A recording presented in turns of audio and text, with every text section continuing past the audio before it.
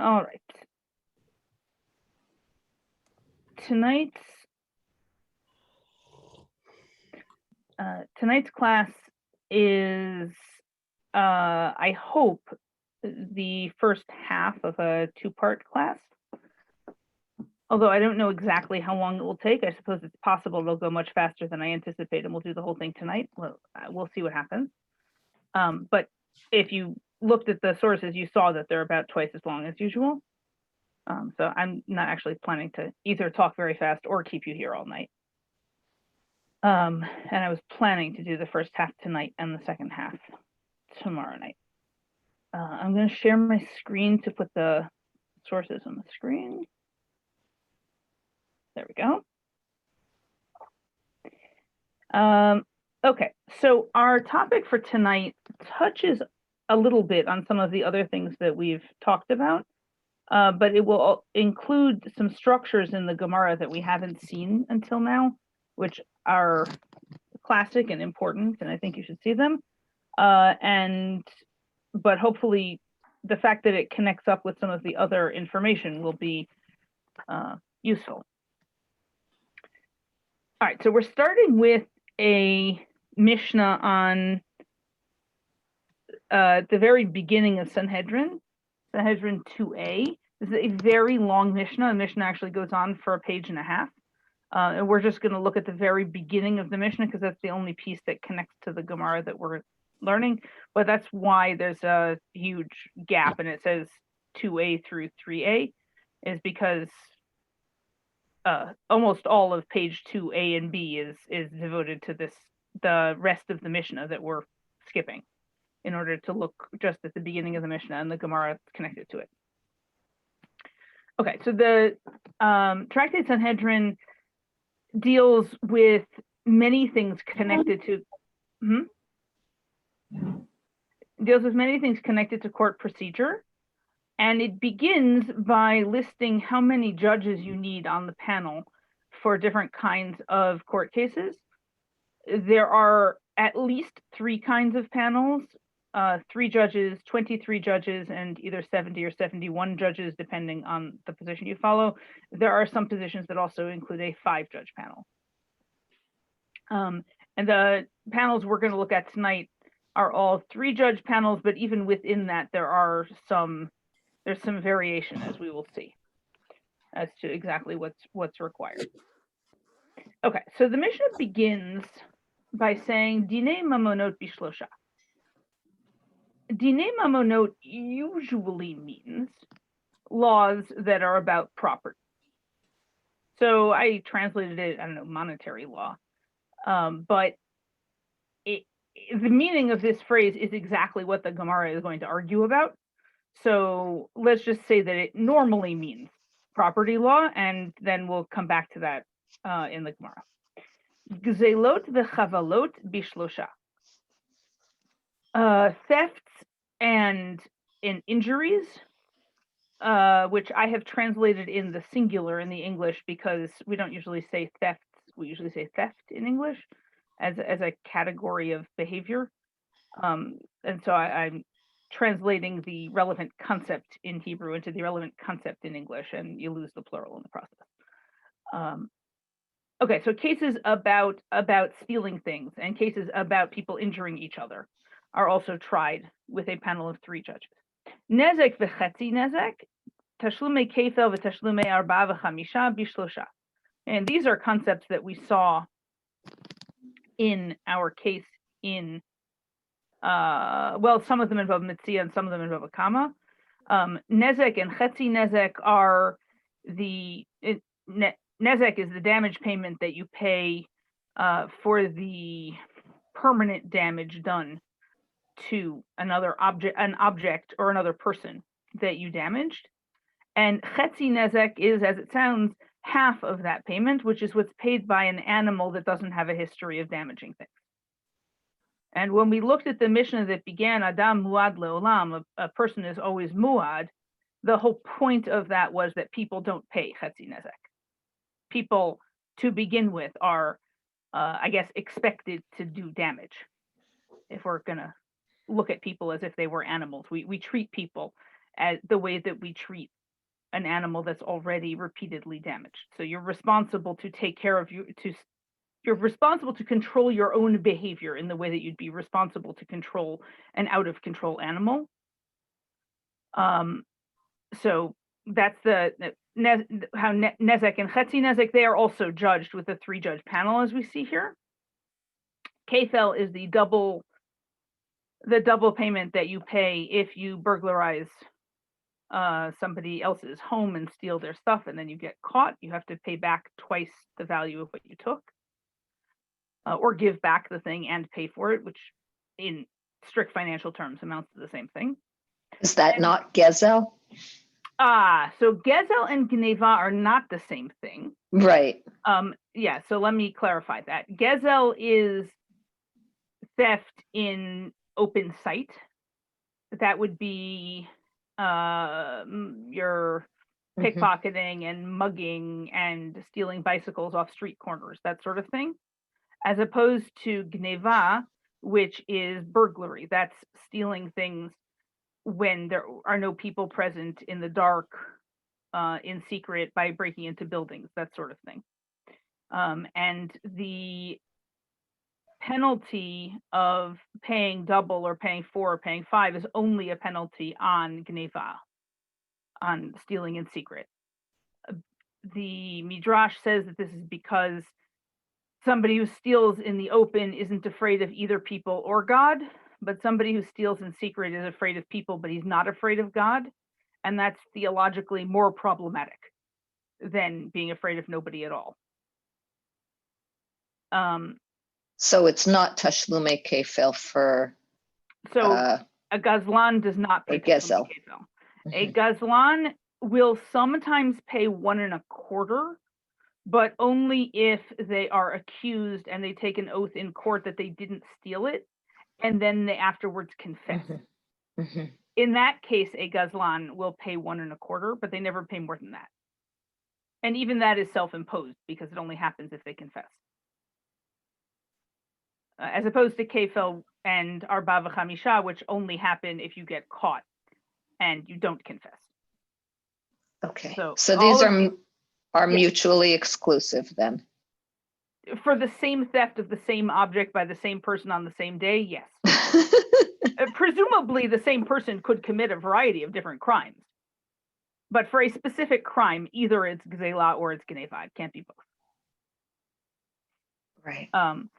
So it makes a certain amount of sense that they're on separate lists. With a problem is that you would think that everything on this list up to here and some of the things that come after it would all be dinei mamonot. Dinei mamonot, right. And you would think that you wouldn't need to have a variety of different subcategories of dinei mamonot that would each separately need to have a 3-judge panel. Once you tell me dinei mamonot bishlosha, I should be done. Right. That should be the end of that. Okay. So that is in fact exactly what the Gemara says. It says, Atu gzelot v'chavalot lav dinei mamonot ninhu. Right? Is that supposed to imply that gzelot and chavalot, theft and injury, isn't dinei mamonot? And Amar Rabbi Abahu, Mahin Katani. So Rabbi Abahu says this is teaching in the style of, what are they? So there are a couple of different styles that the Gemara likes to impute to the Mishnah, like not only this but also that, or this, and what are the examples of that? Or so and so said this, and so said, well, how are we going to do that? Right? And these things are often not explicit, and the Gemara will just have to come along and say, well, these you have to stick the transitional words in order to make the whole thing make sense. That's actually very common, although mahin is not your most common example, but the basic idea of the Gemara sort of inserting a tone of voice and transitional words into the Mishnah is fairly normal. Okay, so Rabbi Abahu says we should read it as Ma'in dinei mamonot Gzelot v'chavalot. Aval hodaot v'halvaot lo. He said we should read it saying, and what are dine mamonot? Dine mamonot are gzelot v'chavalot. They're theft and injury, but they are not admissions or concessions and loans, which you might have thought were also about money. If I borrow $100 from you and I tell you I'll pay you back in a month, and you come back a month later and say, give me my money, and I say, what money? And you take me to court, you would really think that that would be property law. And we usually do call that dinei mamonot.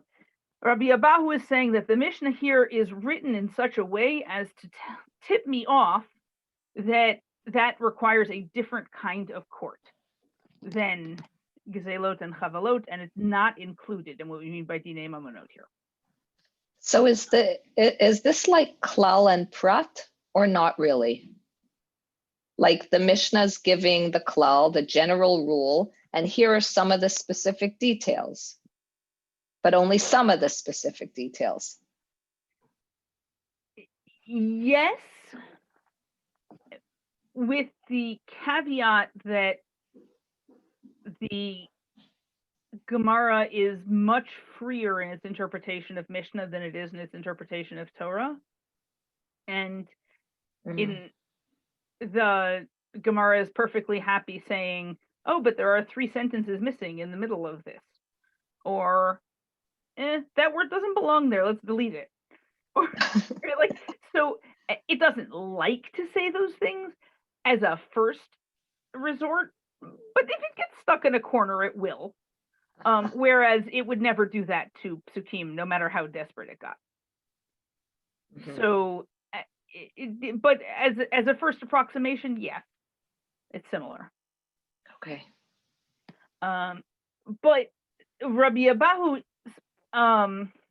teaching creates a problem, and the problem is that if the whole point of saying dinei mamonot is to say dinei mamonot equals gzelot v'chavalot, then why bother saying both of them? Why not just say gzelot v'chavalot and leave out the words dinei mamonot completely? It doesn't. It still seems like a lot of extra words. So the Gemara answers this unspoken concern. Vitzricha, but it is necessary, and this is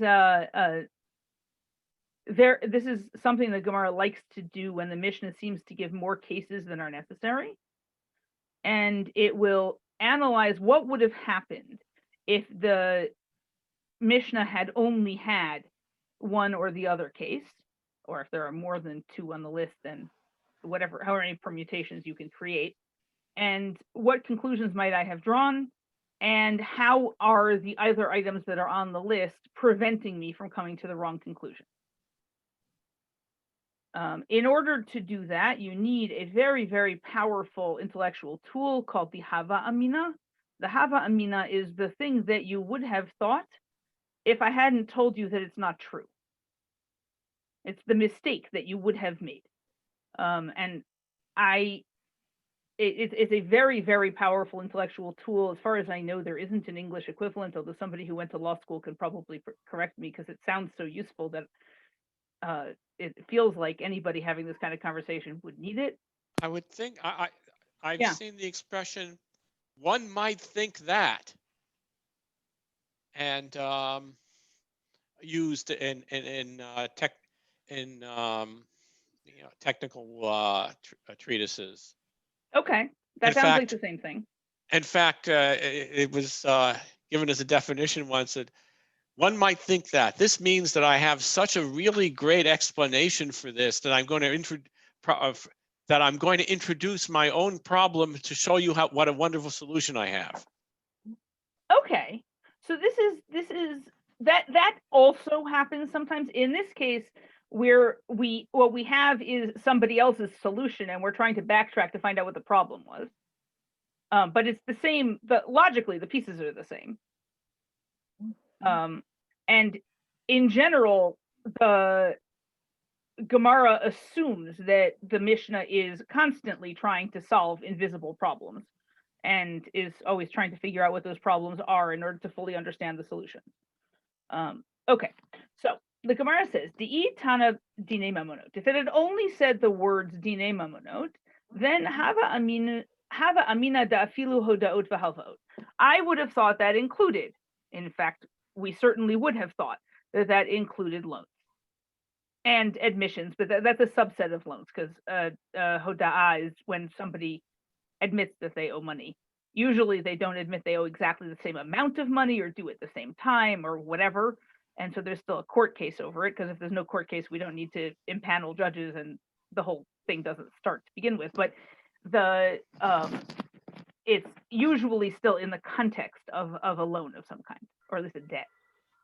Okay, so I would have thought that it included Hodaot and Halvaot. So Tana Gzelot v'Chavalot. That's why it had to say that the kind of monetary law we're talking about is monetary law in which somebody stole something or injured somebody. Okay, so that's one side. But what if I'd done it the other direction? V'i Tana Gzelot v'Chavalot. Okay, but what if it happens if I had said only that theft and injury require 3 judges? Then what would I think? Velok Tani Dine Mamonot, and I hadn't included the words Dine Mamonot. In that case, Hava Amina, Hu Hadin Da'afilu Hodaot V'Halvaot. Again, I would have thought, and the same, this is true of theft and injury, and it's also true of loans. But Because why I would have is thought it's giving me some examples, but not all the examples. But Yes. if it's sorry for interrupting. If it's very specific, Gzelot v'chavalot bishlosha, nezek v'chatzi nezek, tashlume kefel, etc. bishlosha. In that case, the Mishnah is not providing a klal at all. It's only giving you specific details. Why would you extrapolate to something totally different? You wouldn't, unless in the first case, I agree. If it just said Dinei Mamonot, you could extrapolate to any one of the things that seem related to monetary law. But if it only said Gzelot, I wouldn't think that it included anything else. So I think that you're right that the first half is stronger than the second half. But I think that the way we need to read the second half is that this is sort of a subset of what Rabbi Abahu said. Rabbi Abahu said that we're saying Dinei Mamonot, and what's Dinei Mamonot? Here are some examples of Dinei Mamonot. And I think we're saying that if it's explicit that we're defining the term Dinei Mamonot, then they think it's more obvious that we're only including the cases that are here. Whereas if we just had a list of cases and there was stuff that was left off completely and it didn't say what to do with it at all, we might just say, well, this one looks like it fits in with the ones on this list, so we'll just stick it there. Now, of course, the Mishnah could have said, Hodaot v'Halvaot, this is what you should do with them. That would have been really handy. And the Gemara does not address why it doesn't just say what it means. But I guess that you could respond to that you can't say everything, because then you'll be going on forever, and this is a memorized text, so you can't have everything. Right. I don't know. Do we know what kind of Beit Din is required for Gzelot and Chaval? For the other one.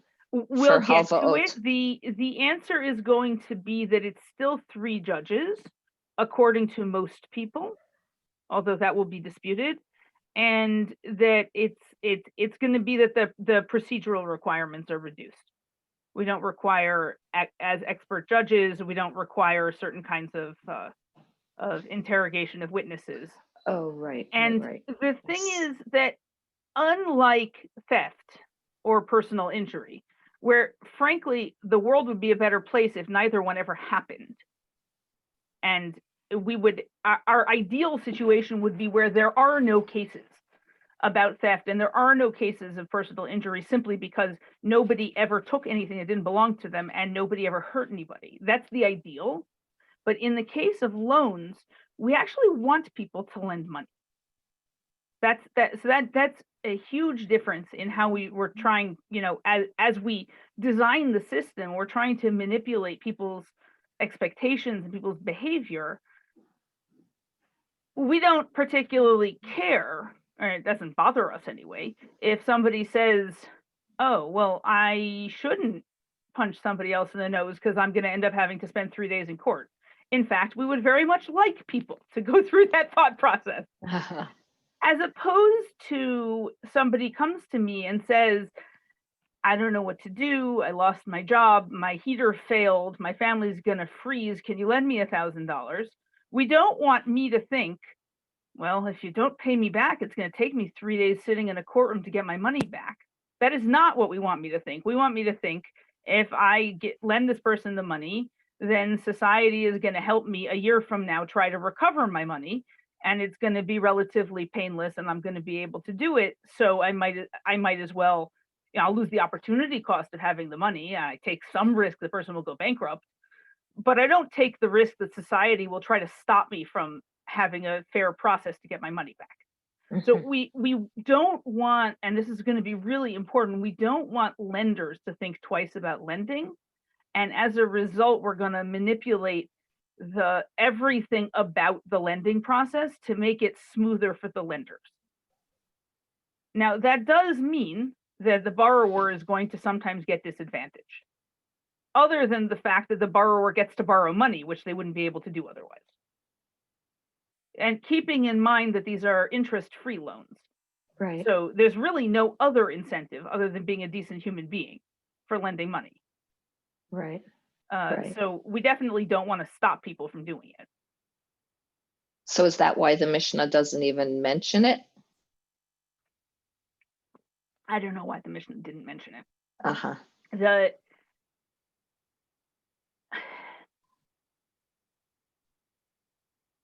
The Gemara seems satisfied that it understands what the law is based on the Mishnah, but it doesn't adequately explain why the Mishnah would be composed this way.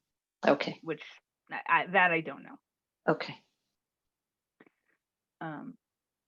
Okay. So, okay. So, but the other issue, if it had only said gzelot v'chavalot, and we were engaging in this mistaken idea that gzelot v'chavalot really includes all financial law, then it would be a little bit mysterious why the Mishnah would say it that way. So in order to make that a compelling hava amina, the Gemara has to suggest why I would, in this hypothetical, imaginary, mistaken situation, why I would have that belief. Okay, so now we go on to in this imaginary world, why you would suppose that the Mishnah would have chosen gzelot and chavalot as the prime example of a monetary law that requires a panel of 3 judges. V'haite ketani gzelot v'chavalot mishum di'ikar gimel diktivi b'gzelot v'chavalot ktivi.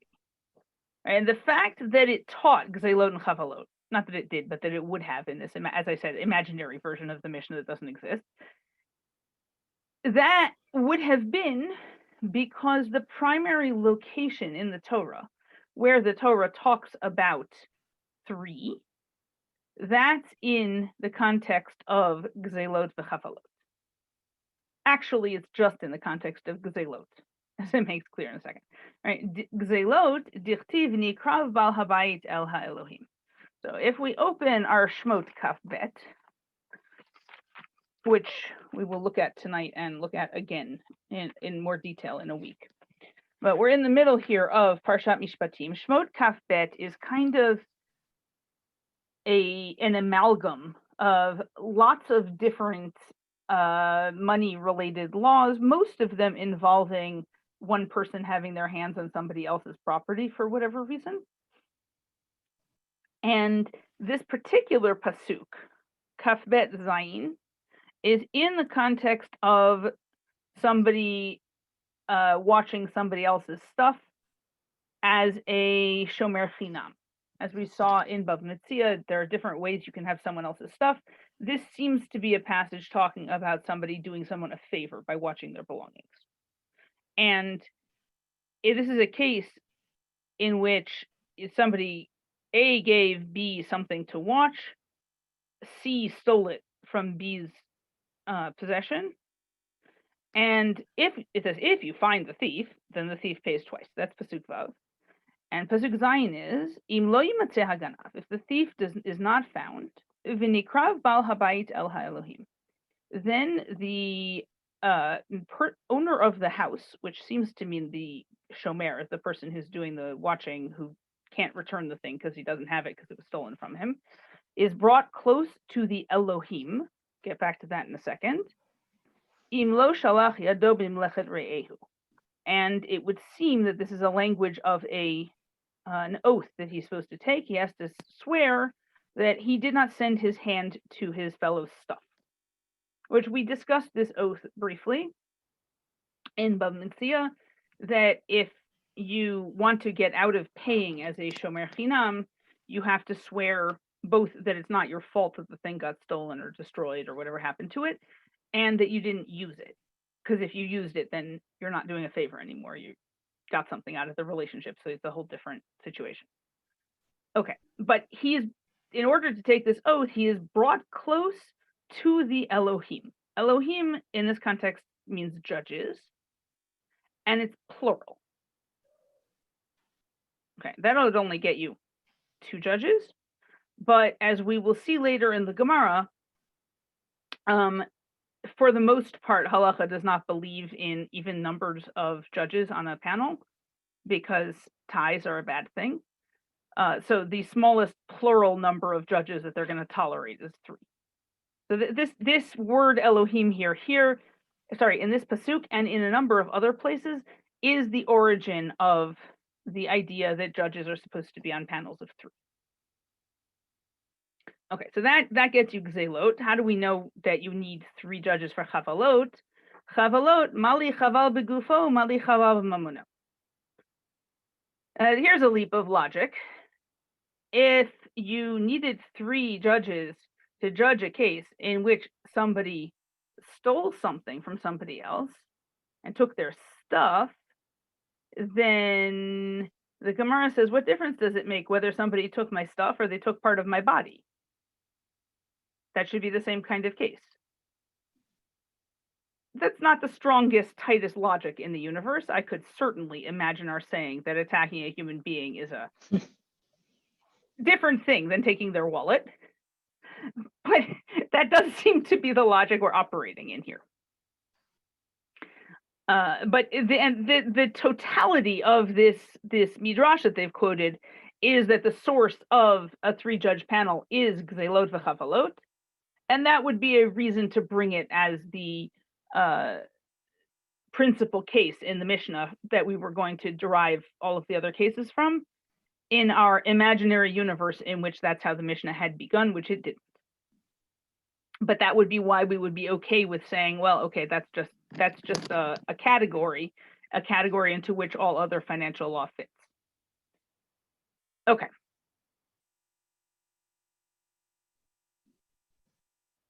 So that's why Tana mahin dine mamonot gzelot v'chavalot aval hodaot v'halvaot lo. So that's why according to this piece of the tzrichuta, of the piece explaining why I need both parts of the Mishnah, it says that's why it needs to tell me what is dine mamonot. Dine mamonot are gzelot v'chavalot, but by implication not hodaot and halvaot. Okay, so now we get to the question of so what is different about hodaot and halvaot? Ulamai. So for what, which means for what are they different? In what way are they different? Ilema delo ba'inan shlosha. So our first suggestion is, well, okay, maybe for loans we don't require 3 judges. Since the Mishnah is this requires 3 judges and this requires 3 judges and so on, then if we're excluding loans, that the first thing your mind jumps to is, I guess it doesn't require 3 judges. But we reject that. V'ha'amar Rabbi Abahu. But Rabbi Abahu said, Shnayim shedanu dine mamonot l'divrei hakol ein dinehem din. Rabbi Abahu said that if two judges judged dine mamonot, then everybody agrees that their judgment is not a judgment. Now, we will see on the next page, next week, I hope, we will see that this is not the only position. There is the position that Rabbi Abahu expresses here that everyone agrees turns out actually to be controversial, which is twisting my brain a little bit.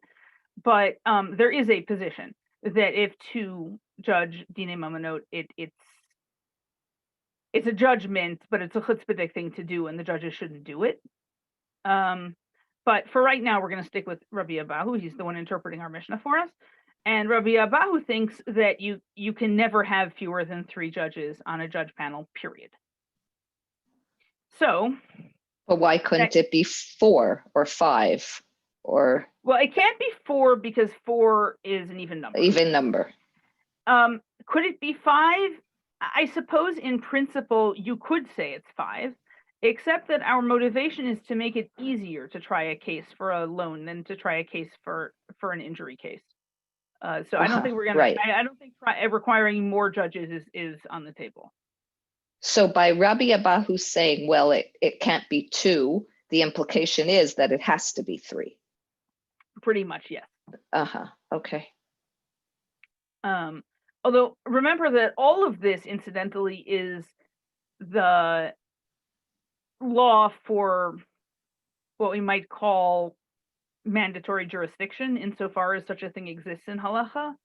There is also an idea of binding arbitration in which you can just simply agree on who your judge is going to be.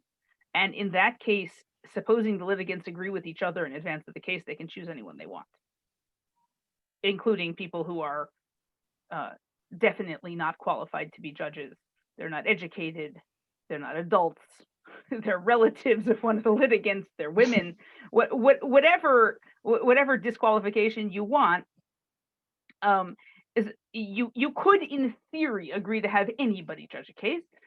But supposing that we're going inside the normal system and we're using a system you could impose on somebody else as opposed to one that you both have to agree to in advance, yeah, I think 3 is really the only choice once you reject 2. Okay. Okay, so it must be that the difference is that loans don't require expert judging, meaning you don't have to go find people who had special education and they went to rabbinical school and they went to extra rabbinical school to learn to be a judge. In theory, you can just, and we'll see next week that this is actually a concern, pick up random people lounging on street corners. Not necessarily recommended, but you could. So we don't require experts. Okay, well, why don't we require experts? That's weird. How can you have 2 different kinds of 3-judge panels? So what's their theory? And in particular, what's their theory of how to read the 22nd chapter of Shemot, where we just saw a pasuk referencing Elohim, referencing plural judges, in a case where someone's watching someone else's stuff and a third person steals it. So, ikasavar eruv parshiot katuvkan, libi nami mumchit. So, if the person who thinks that we're not requiring experts, if that person, which is going to be the position we end up with, so let's call that us, if we think that the 22nd chapter of Shemot is a mixture of different kinds of topics and they're meant to be read as one thing, even though there are lots of different topics, and we call that idea eruv parshiot, and that's going to allow us to import details back and forth between different topics. If that were the case, and lending money, by the way, is also in the 22nd chapter of Shemot. It's verse 24 begins, Im kesef tilvet ami et ani imach. Right? If you're going to lend money to my people, to the poor person who's with you, don't be like a debt collector, and goes on to talk about how to gently collect your loans instead of being a jerk about it. So if we say that it's Eruv Parshiot, that all of the different pieces are meant to be read as if they're sort of crammed together into one thing, which then Libi Nami Mumchim, then we should require the same kind of judge panel for all of the different cases in the 22nd chapter of Shemot. There doesn't seem to be any grounds for distinguishing. V'ika savar in Eruv Parshiot, Katuv Kan, and if we would decide that the cases in the 22nd chapter of Shemot are distinct from each other, they're not meant to be read as mixed together, then Shlosha Lamali, why do I need a panel of three? The word Elohim doesn't appear anywhere in the passage about lending money. So why can't I just say one judge or two judges or whatever number you want? There's no source. So going here to the top of the third page of the source packet. Le'olam kasavar eruv parshio katuv. No, in fact, there's no way to get out of saying that the 22nd chapter of Shemot is a mixture of different passages that have to be read together as if they're all one thing. Uvidinhu delibi nami mumchin. And the truth is, it would have made sense. It would have been logical and fair to require expert judges for really all cases. We shouldn't be allowing people who aren't experts to judge cases for reasons that should be obvious. But we have a reason for going against logic here, or against that particular part of logic. V'haitelo ba'inan momchi mishum d'Rabbi Chanina. And the reason we're not going to require experts here is because of what Rabbi Chanina said. The Amar Rabbi Chanina, Dvar Torah, echad dinei mamonot ve'echad dinei nefashot, b'drisha v'chakira, shne'emar mishpat echad yelachem. Rabbi Chanina said that the law of the Torah is that the property law and capital law are equivalent, or identical, something like that, in the kinds of questions that you ask the witnesses.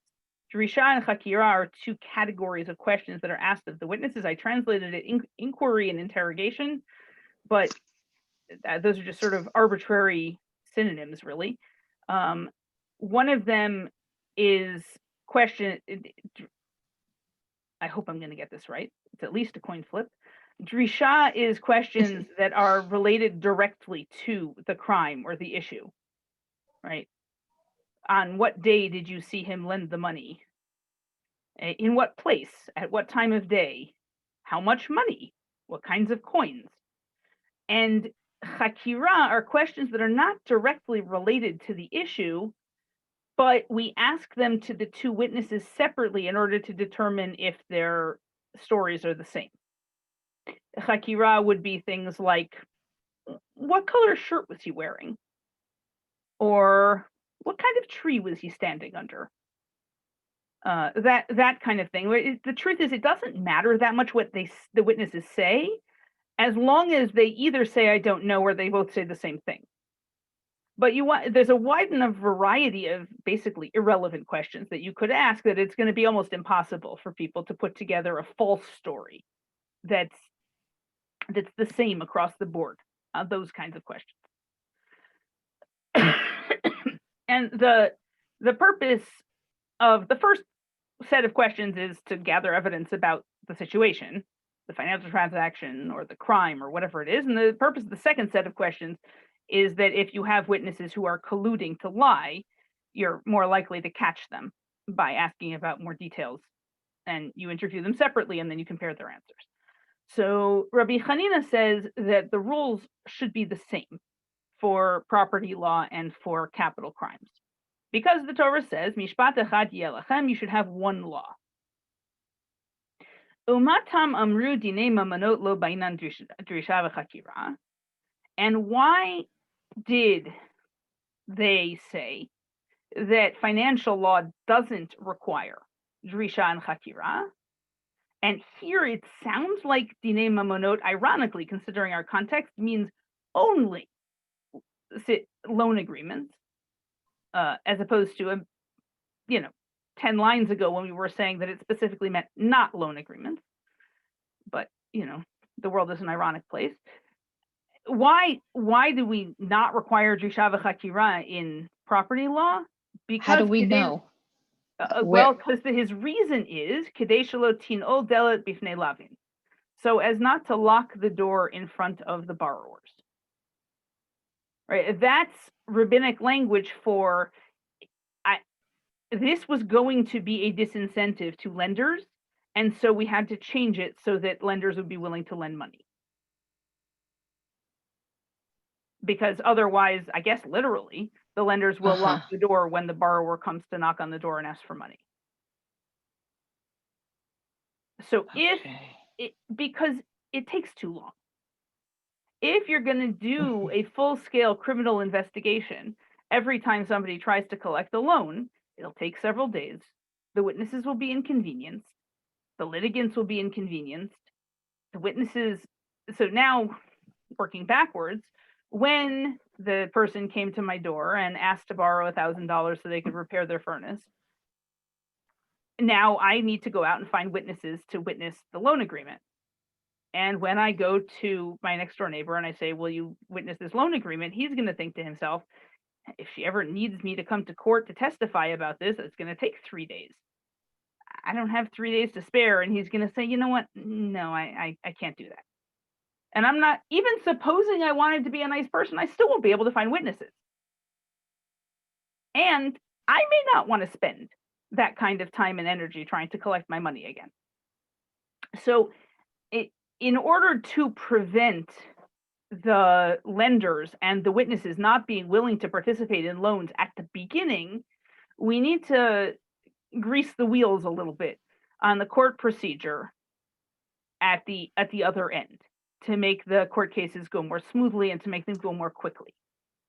Does this go back a little bit? In some ways, it's almost the flip side of what we talked about a few weeks ago about like when you check when someone comes to ask for help or for food or for clothes. Like, I mean, this is more on the side of the person giving the help, but by freeing them up, you're making it easier for people who need help to get it without all these like obstacles standing in their way. Is there a connection at all between those things? And I think this is sort of motivated along the same lines as a modern tax code, not charging people taxes on money that they gave to charity or whatever. You want to make doing the right thing and being a good person make your interactions with the government easier instead of harder, because that's one of the very few things the law actually can control in order to incentivize you.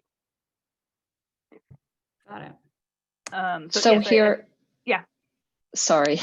No, so does this relate back to the idea that the laws regarding loans do not require mumchim because it takes mumchim?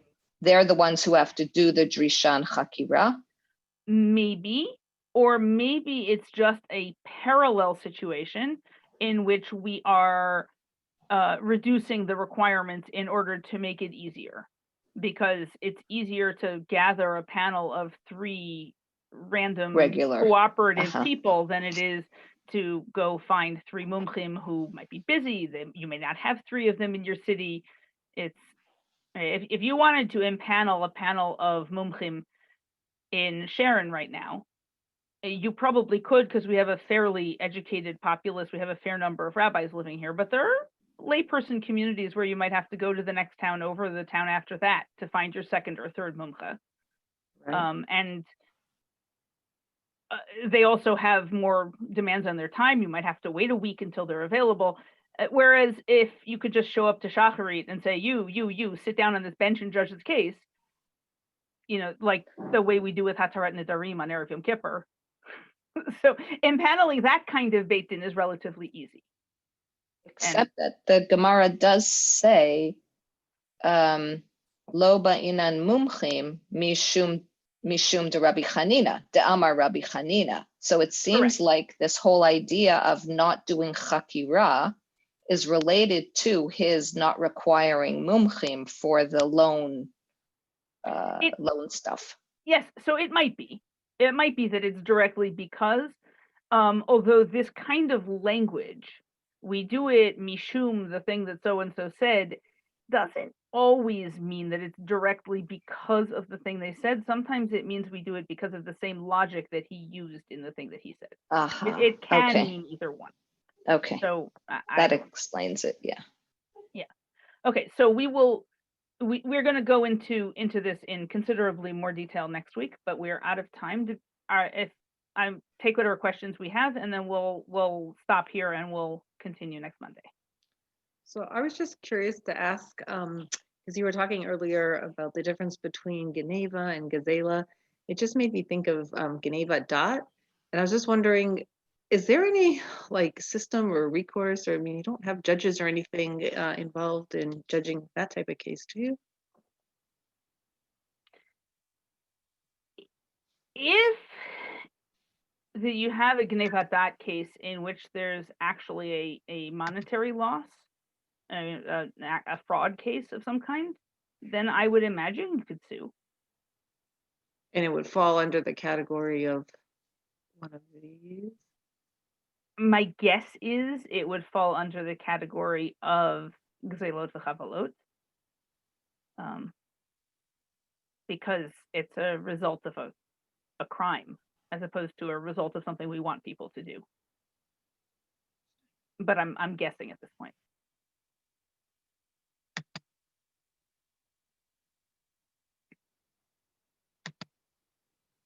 Anybody else?